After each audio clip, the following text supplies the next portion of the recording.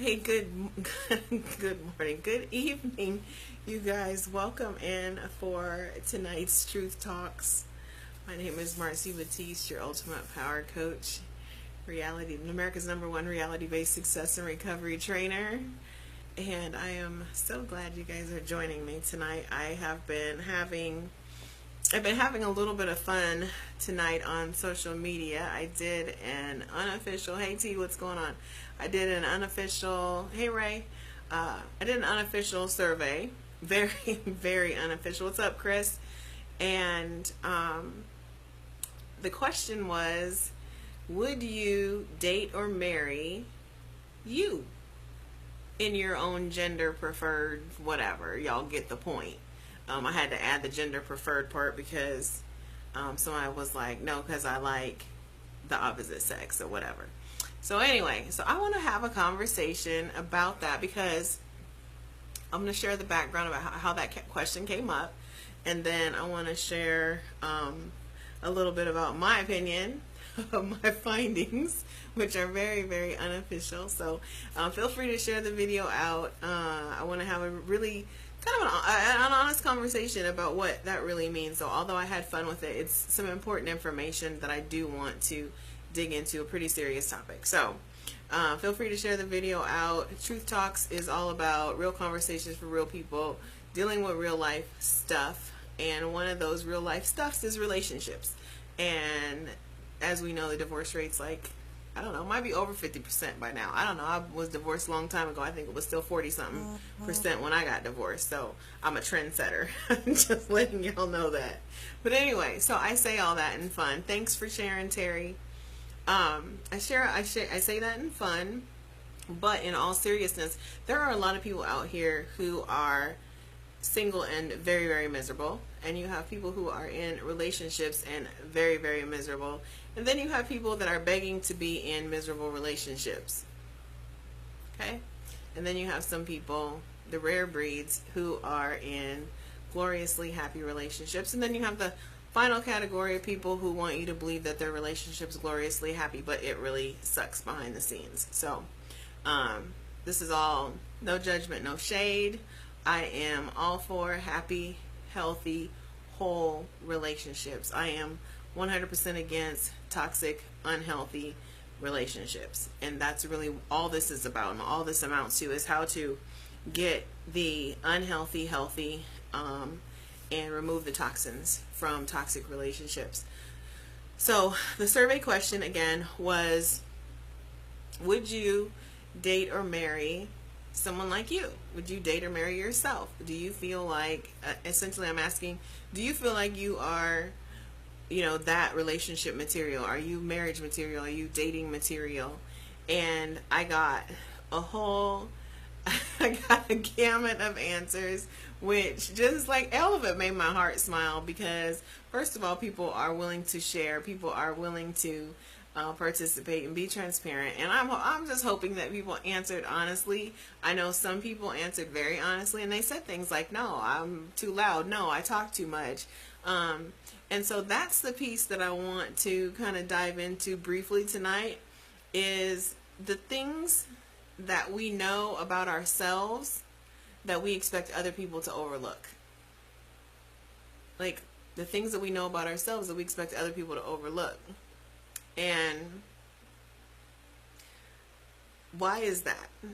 Like, why do we think that that is okay, that they should compromise? If we wouldn't date us because we know how we are and we know how difficult we can be, or we know how loud we can be, or we know how bossy we can be, or how talkative we are, or whatever the case may be, why is it that we would expect someone else to do that and not be frustrated by it?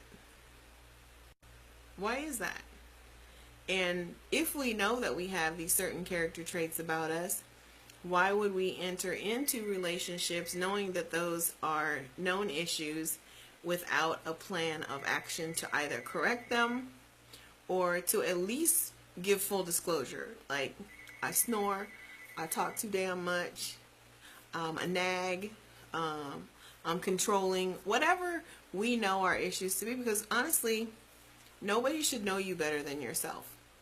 And so when we know these things about ourselves, but then we go out and we date and we enter into relationships knowing that we have certain areas which we can improve on. And people ask me all the time, why am I single? And I tell people that I'm very comfortable in being single, but I'm not opposed to a relationship. But I'm only open to a relationship with certain, there's a certain way that I want the relationship to look on both parts. And I shared a post the other day that talked about she left because she was driven and you were parked. So for me, one of the things, I have to be able to have I have to have somebody who's a conversationalist. Like, if I can't talk to you, I don't want to do nothing else with you. Like, that's something that I know about myself. I know that I can be very demanding. And so I know that it takes a really strong personality to counterbalance that. And I don't say to rein me in or anything like that, because I feel like people need to have the freedom to be truly who they are in their authentic self. But you have to be honest about what those things are about you, so that you know what to look for in a right partner. So I know that somebody who's really soft-spoken, or who's not going to speak their mind, who's not going to come to the table with ideas, that's going to frustrate me. That's something that will frustrate me. It's something that's frustrated me in the past. I also know from doing an awful lot of work on my own healing and my own growth process, that there were things that if I'd known then how to look for relationships back when I got married 100 years ago, then I would have picked a totally different partner. And maybe potentially that result would not have been divorce, then it would have been a successful marriage. We made it together 18 years, but I would say probably the last 12 to 14, I probably was not happy. I was ready to jet, but I stayed for my kids. And I stayed out of, other people's feelings and concern for other people, and what the neighbors would think, and what the Joneses would think, and what my coworkers would think. And so I had all of these thoughts going through my head. So I knew that this relationship wasn't working for me. I knew that I wasn't able to operate in my authentic self, but yet and still I stayed. And then when I got out of it, I was so relieved to be out of it that I just wanted to explore. And so then I'm jumping right back into another relationship with a totally different kind of person, who ended up really not being that much better for me than the first one, but just in a different way bad for me, because I wasn't doing the work and taking the time to figure out what it is that I want. And so now, I'm more than happy and more than content to not jump into another relationship. Like, I really like my time by myself. So that's something that somebody who would be pursuing me or in a relationship with me would have to understand. If you up under me all the time, it's going to make me crazy. It will make me crazy. And I'm not, when I have, things on my mind, I tend to internalize and process and then have a conversation about it. And a lot of people want you to talk through situations immediately, but I know my mouth. So I know that I have to think through conversations and think through, what do I want the outcome to be?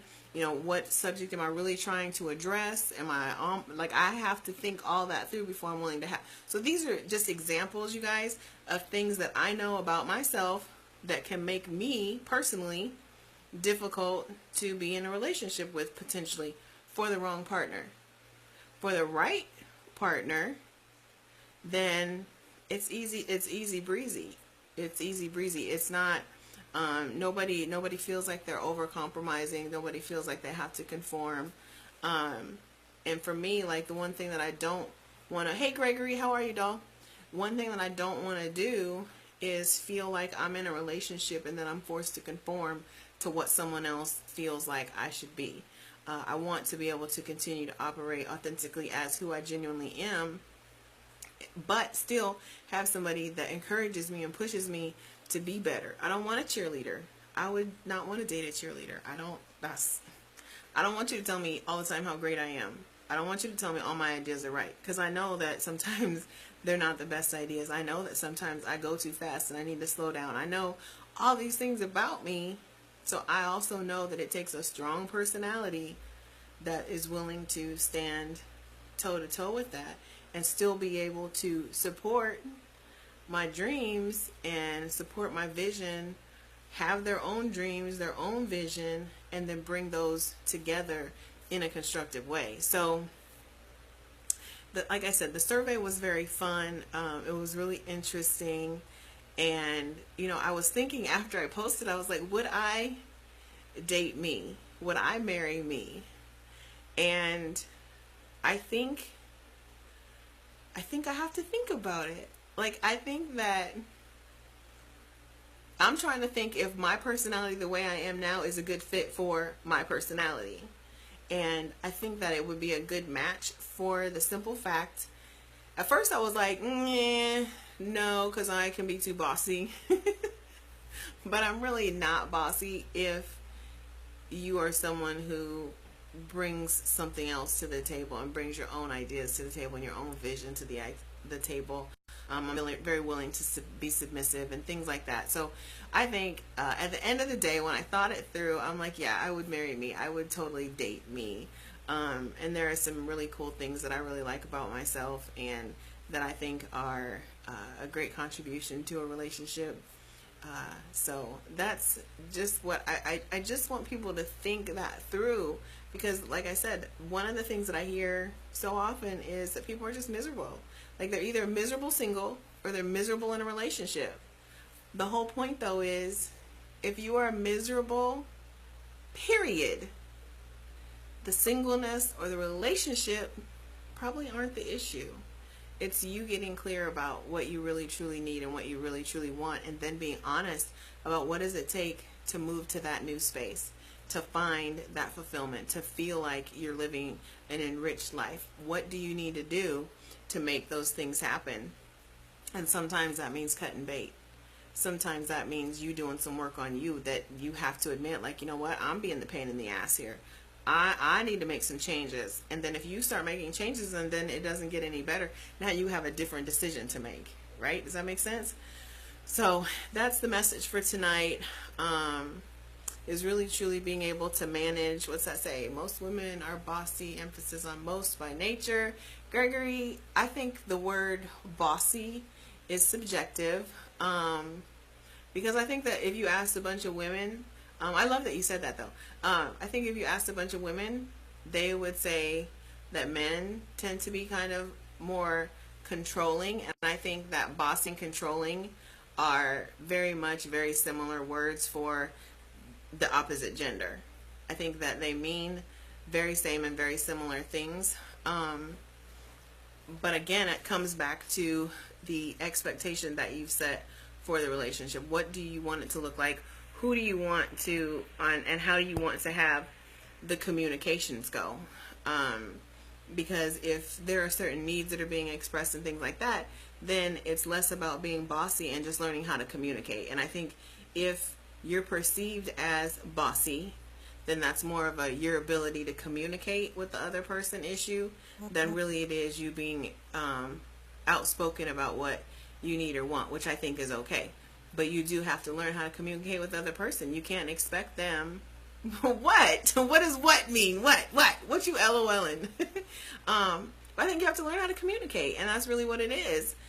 So, I think things can be perceived as bossy, and it's really just a communication breakdown that maybe you guys haven't learned to express your needs and wants and desires in a way that the other person can receive it without feeling intimidated or threatened or belittled, because I do know that, myself included, and that's why I'm very particular about not engaging in conversations until I've thought things through, because I know my mouth, like I said, and I know that words can sting. I know that words can be very belittling to the other person. And so when you do have a tendency to have a really strong personality, you have to learn how to communicate. You have to learn how to manage that process, and you have to find a partner. Like, you have to make that part of your investment to find that partner and to help them understand how to communicate with you, and vice versa. But it all goes back to being able and being willing to put in the effort. So that's my 2 cents on that subject. So think about that. If you guys haven't responded to the post, please go on and do that.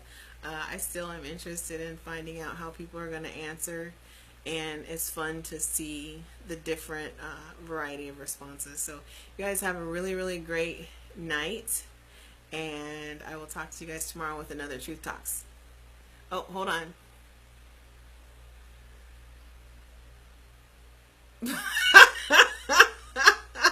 Oh my God, Gregory, I just read your comment. Where you been?